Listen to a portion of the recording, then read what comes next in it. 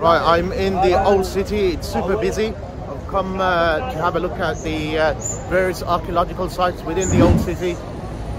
As you know, Damascus is the oldest inhabited, one of the oldest inhabited cities in the world. In Tel Ramada, just out on the outskirts, they've found about 3,000, 4,000 BC remains of civilization. But we're going into the old city, and it's a maze of archaeological structures dating from the Greek, Hellenistic period, Roman period, Byzantine period, the Islamic period, Umayyad period, and then we have a lot of the modern, not modern but Ottoman era, but the Umayyad mosque. We have the souks, the khanqahs, the Roman walls around the city, parts of it, of course, a lot of them are Ottoman, the Temple of Jupiter and other bits, and the main street, the grid, the outlay of the street is also very much Greek and Roman. The main street is 1,500 meters long, which is the Via Recta, a Roman street. So I'm going to stop talking and turn the camera around. You can see the old walls of the city, parts of Roman remains, not a huge amount remains, but you could still see parts of the city, and you could also see aspects of the modern warfare and things that have gone on. You can see pictures and things of, and it's a very, very popular pilgrimage place for people. And now we're going to go into the old city, which is a maze of streets. The grid and the planning and the urban structure of the city is very much Greek and Roman, and it is full of archaeology and history. Of course, the ravages of time, poor planning, poor urban development and maintenance, and using the traditional methods has led to problems, and the war has just made that much worse. And we know so many artifacts and things have been stolen from Syria in terms of its history. So let's go inside and see the various sites. Of course, it's a very popular religious place. It's a popular place for religious tourists, and in front of me all these are religious tourists that I've bumped into, and these lot I think are going to be going to the Sayyida Ruqayya shrine, which is a more modern aspect of the old city. And you can see the old city. Just have a look at the roof and things. Look at the buildings, look at the structure of the city. This is very much the old, but it's buried underneath. The old city is about 8 feet underneath, but it's nigh on impossible to do any archaeology like we see in other places, and you've seen in my other videos relating to Jerusalem.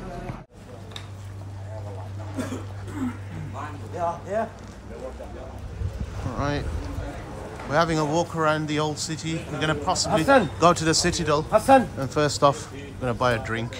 Let's buy a drink first. What? Just walking on the old streets of Damascus. What did you buy? A juice? Yeah.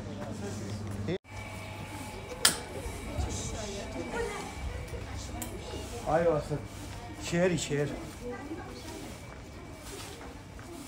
What?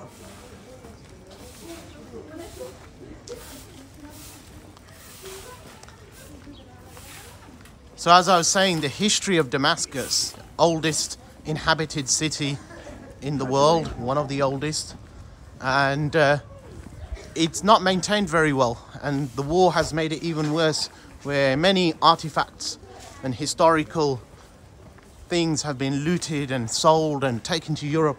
Look at the walls of that building there, some old, some new, and the actual history of the city is just buried underneath, about 8 feet underneath. You have the Greek period, you have the Persians that came, you have the Romans that came, then you had the Byzantines, then you have Persians again, and then you had the Muslim Empire that came. The Umayyads, of course, made this their capital. This was the capital city of the Umayyads, and they began a lot of building work here, and it became the very center of the Umayyad world. It's a bit noisy here. So right, it's either a gym or a torture center. Maybe, yeah, exactly. It's either a gym or a torture center, and the latter is not going to be a surprise. Well, here we are. No, they're just playing support. So there's some sort of sporting activities going on there. But so before I proceed, a nice cup of traditional tea. So here we go. This tea.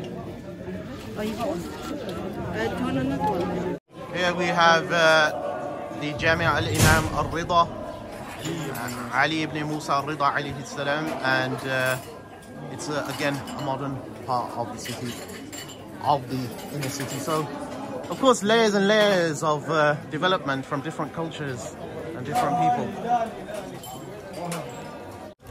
Traditional living served here. Parts of the old city, very busy today. A lot of people doing pilgrimage and visitors, religious tourists. More parts of the old city there. Look at the old Damascene houses. And there's many houses being refurbished and done up again. And I can say Azzawiya. There's many khanqahs and things.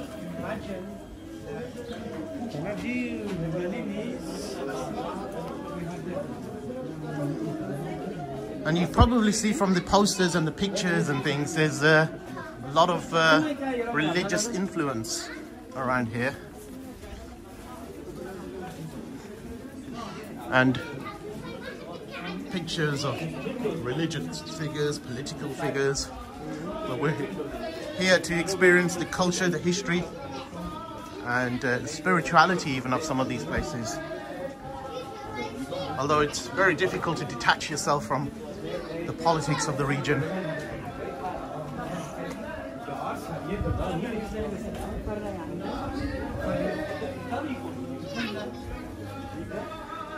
Another old building.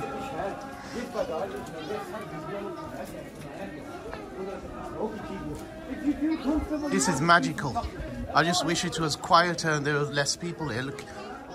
And again, going back to the same issue, maintenance of these structures, they're subject to erosion and damage and loss.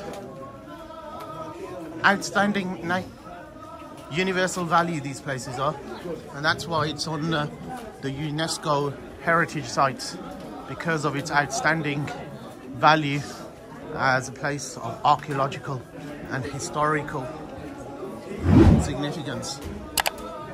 There you are, an old house with a little garden.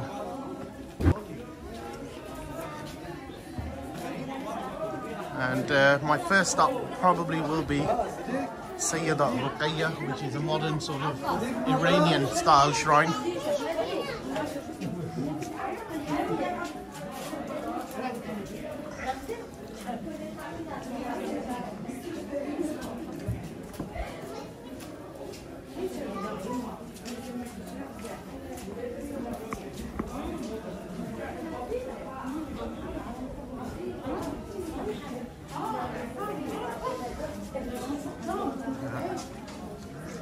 It's about to fall over.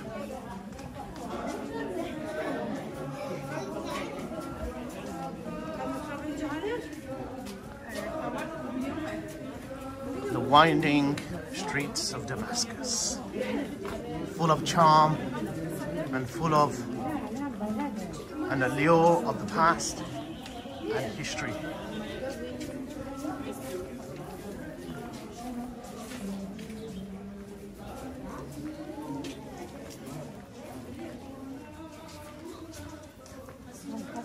I'm hearing a lot more Persian than I thought I would be hearing, being in Damascus.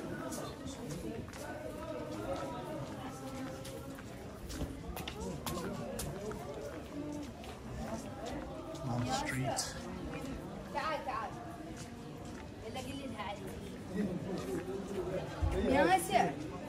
Brother.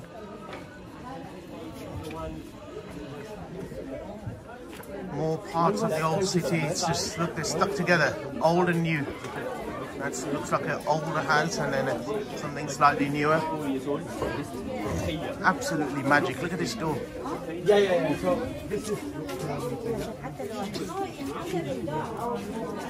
As far as the Arabs.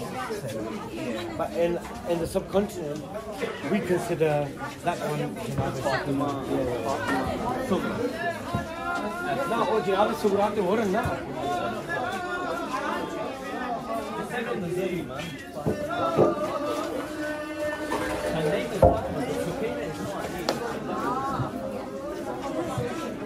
But when we go to the Ziyarah center, we don't go back to mind. More old doors. Look at the doors on them. ये समझे वो भी वही है और ये भी वही है.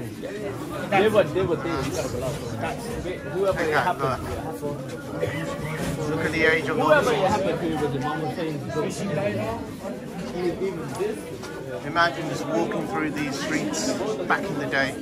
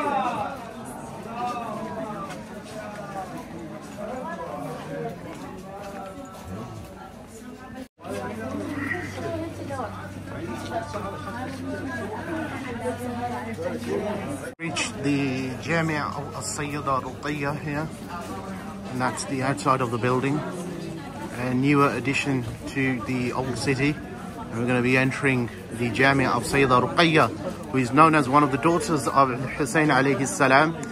The other day we were in the Maqbara Bab al-Saghir, and there is also a grave of Sukaina bint al-Hussein there. And the question is, who is buried here? But there is a opinion, like many places. We're going to look at John the Baptist later on, and there's about a dozen or more opinions about the relics of John the Baptist. And there's one that his head is in the Grand Umayyad Mosque. So we will have a look. And in the meantime, we're going to take in the sights of the old city. Sending these messages, listen, before sending messages, you see what wrong I have done. Please. Someone seems very angry here. So we're going to go further up. Through the old streets here. It's an absolute pleasure. It has a lovely buzz to it. It reminds me very much of walking through the streets of Jerusalem. But I'm going to head to this maqam, the shrine of the daughter of Hussein, peace be upon him. And we will then take it from there, because there's a lot to video here, and there's a lot to see and a lot to take in.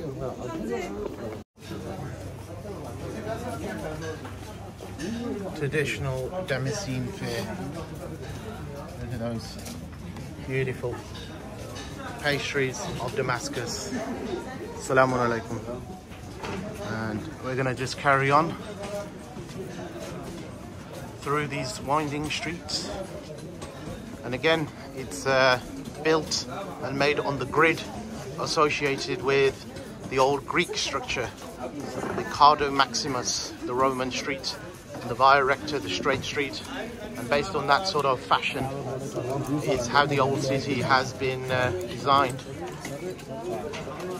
You can see the Ottoman elements of building, older sort of versions of building on older, newer structures. It's the Jaza al-Ghazi.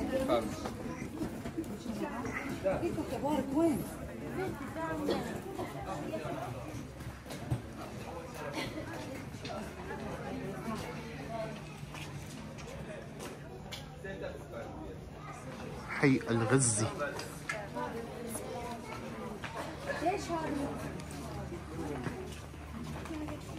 Now that might be one of the minarets of the mosque, and you can see the old city walls. The Jamia is built on, look at this madrasa. Look at that beautiful work, artwork. Mamluk period, I'm not sure which period it's from. The Museum of Arabic Calligraphy, Al-Madrasa Al-Jakmiya, Al-Seljuk structure probably.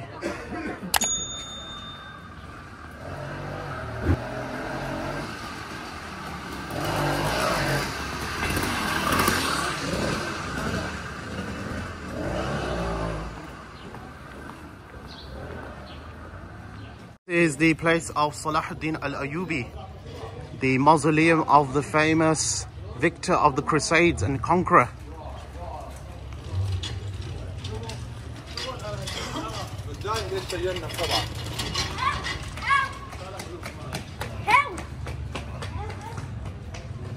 Look at the old houses, beautiful architecture.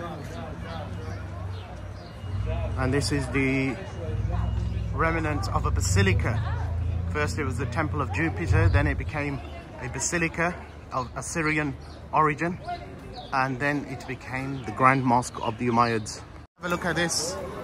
Opens up to this beautiful square.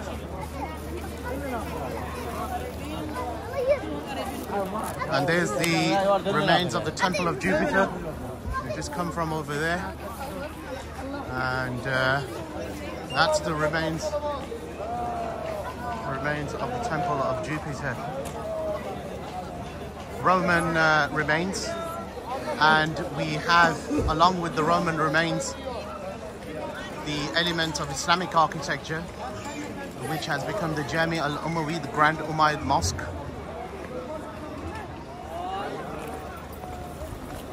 There was a basilica. This had become a basilica. Then after becoming a basilica, it became a mosque. And you could see the parts of that. This leads to the main souk, what we call the Bazar-e-Sham, the Souk Hamidiyya. The Souk Hamidiyya is an Ottoman building.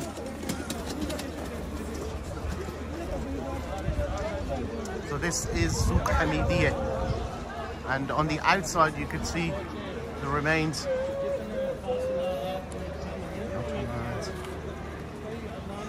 This is the place where the family of the Prophet were made to stop in the court of Yazid, the tyrant. The court is in there, and that is where the Umayyad king and the leader sat. And this is where many Muslims come and weep and cry over the fate of the daughters and the captives of the household of the Prophet, who were made to stand here and await their decision. And it would have been a very interesting event because they had never been to this place. They had probably never seen it. And to come and see these huge arches and huge building and stand here and await and trembling, waiting to see this imperial tyrant sat in this Roman, Byzantine, Sasanian inspired piece of architecture with all his pomp and their simplicity of their faith.